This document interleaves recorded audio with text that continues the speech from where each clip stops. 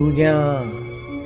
ఈ రోజున ఈ యొక్క సత్యమును, ఈ యొక్క వాక్యమును వింటున్న నీలో దేవుడు నమ్మకాన్ని తిరిగి స్థాపించాలని దేవుని యొక్క ఉద్దేశమై ఉంటూ ఉన్నది.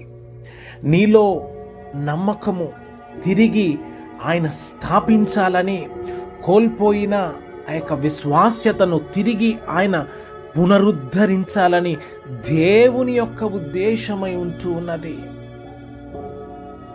కనుకనే ఆనాటి దినాలలో మరి ప్రభు యొద్దకు వచ్చిన వారందరిలో నమ్మకాన్ని దేవుడు స్థాపించి ఉన్నాడు.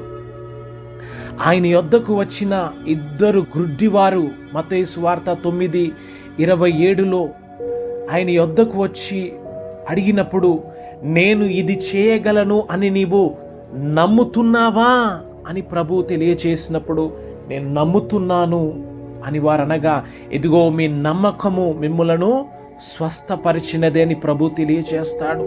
మరణించి 4 దినములు పాతిపెట్టబడిన లాజరు ఎదుటకు ప్రభు వచ్చినప్పుడు, ఇదిగో ఇది నేను చేయగలను అని మీరు నమ్ముతున్నారా అన్నప్పుడు, నీవు నమ్మినట్లయితే ఇదిగో దేవుని మహిమను మీరు చూస్తారు అని ప్రభు తెలియచేస్తాడండి. ఆనాటి దినాలలో ప్రభు నమ్మకమును, విశ్వాసమును వారి హృదయములో నింపిన ఆ దేవుడే ఈ రోజున నీ జీవితంలో కూడా, నీ జీవితంలో కలిగి ఉన్న భయములు, నీ జీవితంలో కలిగి ఉన్న సంకటములు, ప్రతి ఇరుకులు, ఇబ్బందుల నుంచి దేవుడు ఒక నమ్మకమును, ఒక ధైర్యమును, ఒక ఆదరణను దేవుడు ఈ రోజున నీ యొక్క జీవితంలో తిరిగి స్థాపించాలని దేవుడు చూస్తూ ఉంటూ ఉన్నాడు.